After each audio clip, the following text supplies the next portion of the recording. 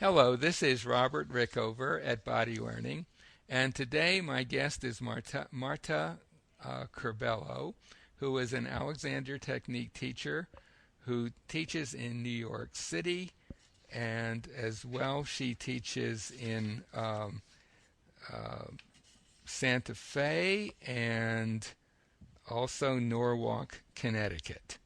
And she's been an Alexander teacher for almost 25 years. We're going to be talking today about how the Alexander technique can be helpful to someone with multiple sclerosis.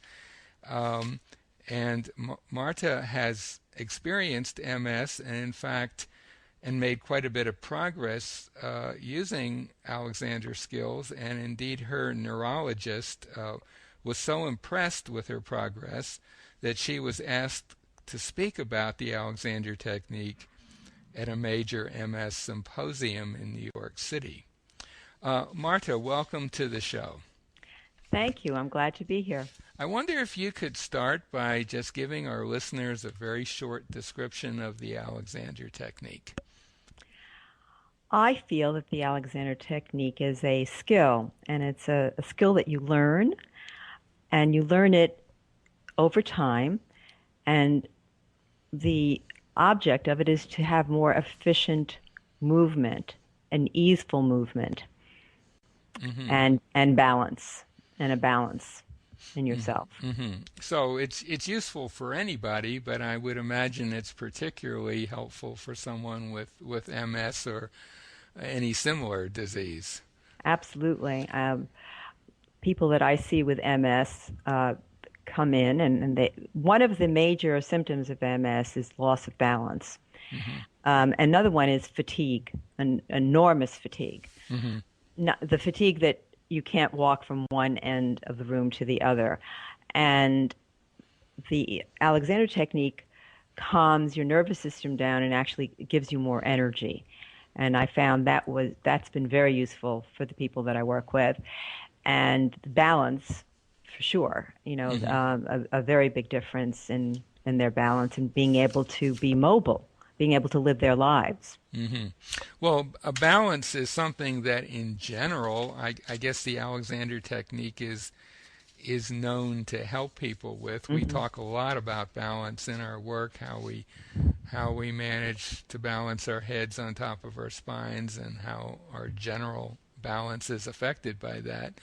I wonder, maybe it might be useful for us to begin with saying a little bit about how someone with MS who comes to you for lessons, what might they expect to happen when they first meet you?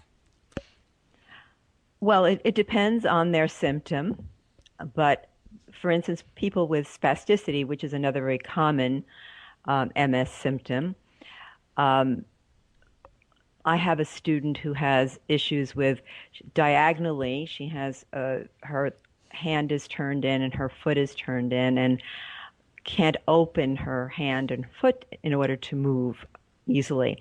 And what she needs and wants and expects is for that to open and to be able to walk freer and to use her hand. And by the end of the lesson, that is what happens. People that come in that it's hard to describe with MS symptom of fatigue or balance. It feels like there's a cloud in your head, and you really are not clear with what is going on, and sometimes it affects your eyes as well, optic neuritis. It gives you a sense of a fuller awareness of space, so that when you're moving, you feel more supported and you feel more in contact with the ground or whatever you're touching.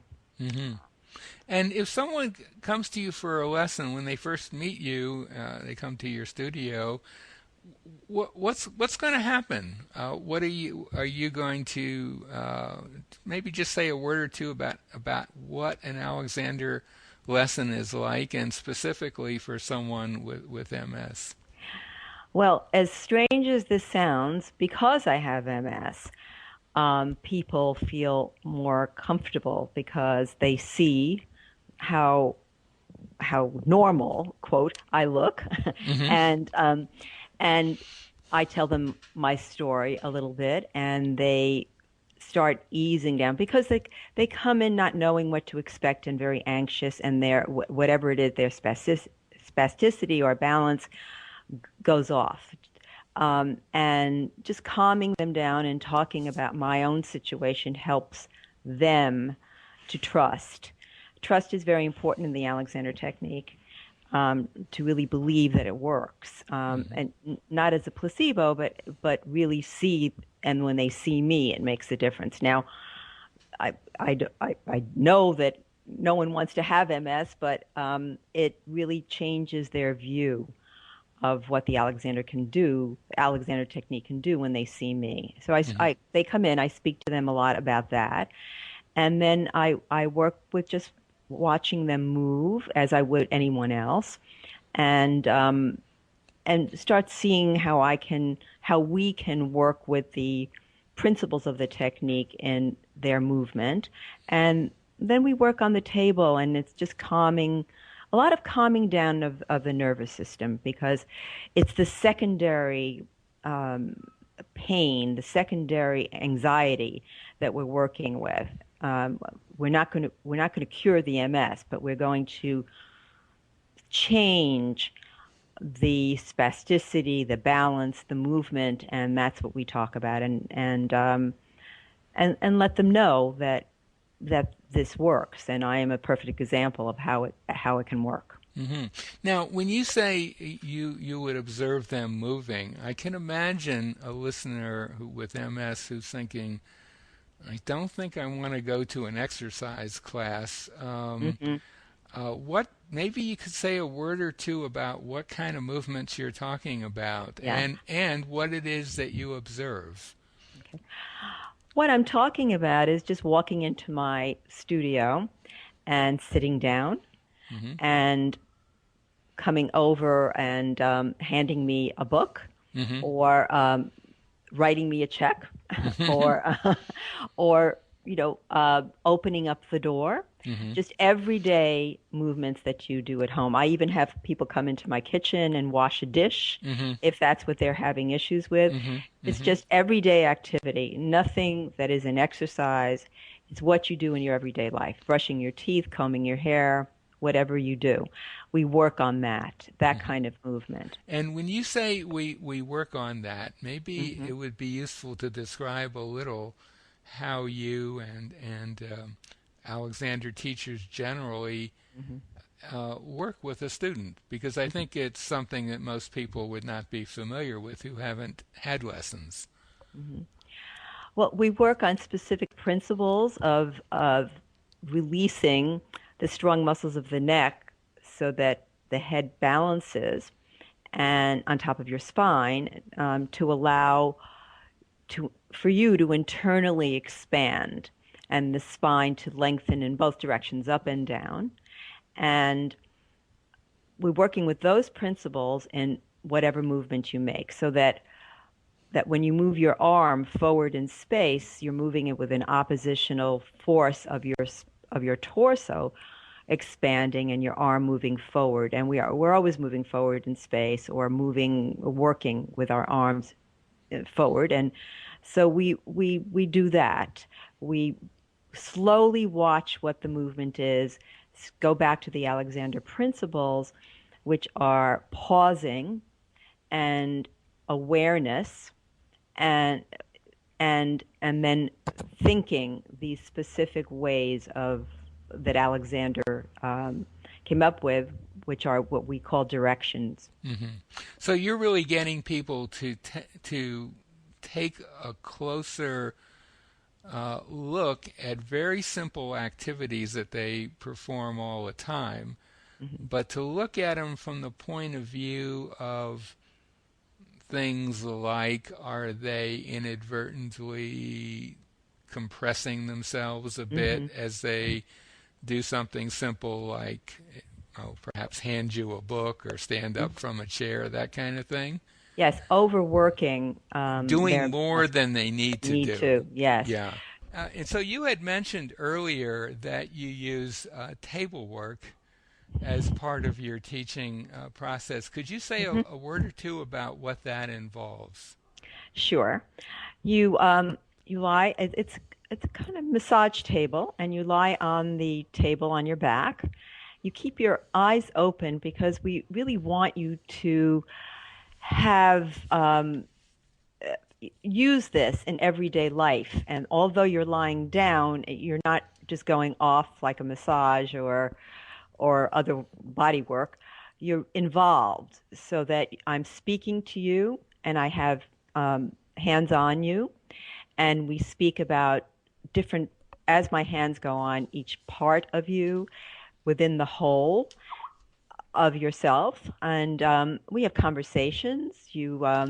I talk about the principles. I ask you to think specific things, and with my hands and with my thought and the verbal instruction, you start releasing that extra tension that we all carry around. And on the table, you don't have first the movement to be concerned about, Hmm. and second of all, you're not fighting gravity in the same way because you're lying down, and and it I think it's very useful. It really changes Hmm. a person with and they do very little effort. There's no effort, and it's a good way of learning not to do Hmm. but to Hmm. just be. And people want to help me by lifting their leg or arm, and I just let them know that this they have the luxury of just being of thinking and not having to move. And I move the body parts, the legs, the arms, the head in a very gentle way. And all of this is really not just to become relaxed, as it were, but also to learn how you can be in activity with less work going on. Exactly, So it's exactly. and I do you suggest to your students that they do some lying down or constructive rest, as it's sometimes called, on their own? Yes. Yeah. Yes, I do to all of my students, and I would say 50% do do. That's a good compliance rate. I think I'm closer to 30%. But and I would think that for someone who has MS or some other a similar condition, the ability to take a 10 or 15-minute break and put themselves in a advantageous position on the floor with support under their head and Mhm. all the usual Alexander things would be an incredible benefit because it really brings you back to yourself and uh, lets you experience doing less than you might think you have to do even just to lie down. Yeah, absolutely. They are aware that even lying down on the table, they're still not really on the table. They're still Hmm. holding and bracing, Hmm. and when they start realizing that, they really start working on it and doing it Hmm. on their own. Yes, and Hmm. it does make a difference Hmm. to for everyone, but especially with Especially for, yeah. yeah. We're getting a little bit towards the end, but I don't want to end before you just say a little bit about your own MS experience and how the Alexander technique helped you. Okay, I can also let you know what MS is. Yes, A that would little, be good little, too for uh, anyone who's yeah, listening. who Yeah. does not. Um, the electrical impulses that come from the brain to the neural pathways are that that's why it's called sclerosis, and there are scars through, and the electrical impulses do not go through.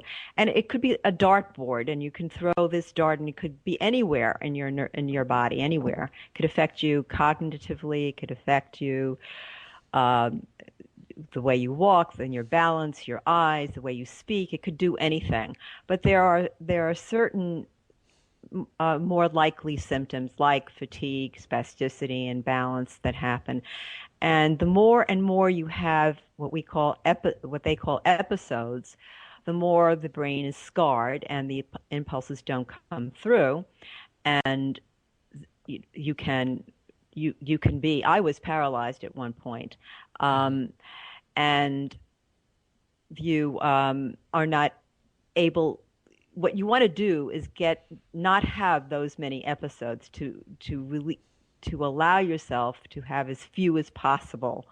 And there are medications that you can take, and there are ways to change that, like the Alexander technique. And I think that really explains it. It's just the myelin sheaths which are wrapped around a nerve, are scarred, and the brain. Right. So, of course, the Alexander technique we wouldn't want to ever say it's a cure for MS or a cure for anything really, because it's a teaching method. But it's from reading your bio information on your website, it seems like it did help you quite a bit.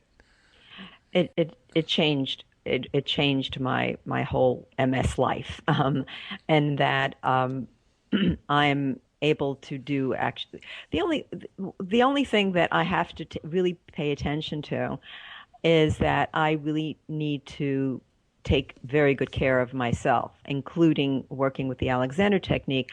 But I do pay attention to my diet and getting enough rest, and what everybody else should do, I really pay attention to doing, and do it.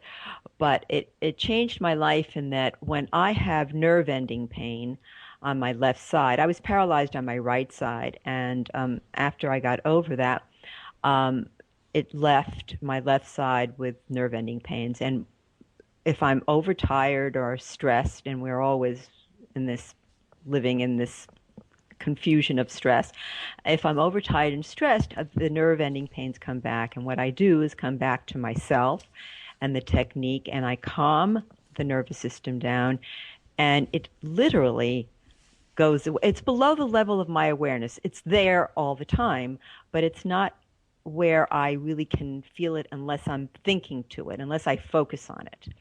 And if I stay with my whole self, it's nothing. It really feels like just minor things.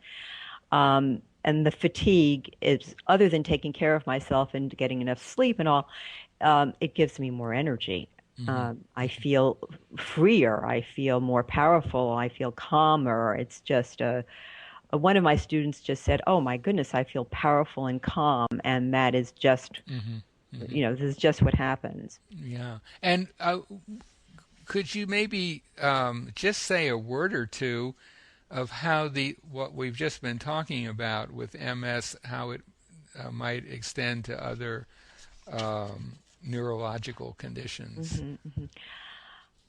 Well, some of the well, as I said, MS can do anything to your body, and for instance, I work with people with Parkinson's and spinal cord injury, and the dyskinesia that Parkinson people have, what I have discovered, when they calm the nervous system and let go of that extra tension, the kinesthesia really calms down, and they're able not to move in that way as much. And with spasticity, with spinal cord injury, it's the same as it opens it up, it releases it. You're able to move and hold on to things where your hand is not grabbing; it's just open. So it is similar. It's very similar. Neurological diseases become very similar. Is there anything that we haven't covered that you'd like to mention before we bring the interview to a close? I don't think so. I think that I really have said as well as I can say how it has helped me and how I see it helps students. Right. And in terms of teachers, it's just very important for teachers to listen and just be very calm with the person, and that works. Well, we'll do a second interview for Alexander teachers in just a moment. So My guest today has been Marta Curbelo, who's an Alexander Technique teacher of some 25 years experience, who teaches in New York, in Norwalk, Connecticut, and in Santa Fe, New Mexico. If anything that we've talked about intrigues you, and certainly if you live anywhere where Marta lives, get hold of her. We'll put a link to her website by the interview. And if you happen to live somewhere else and you're intrigued, we'll also put a link to a website where you can find a teacher anywhere in the world. Marta, thank you so much for being on the show today. Oh, you're welcome. It was my pleasure.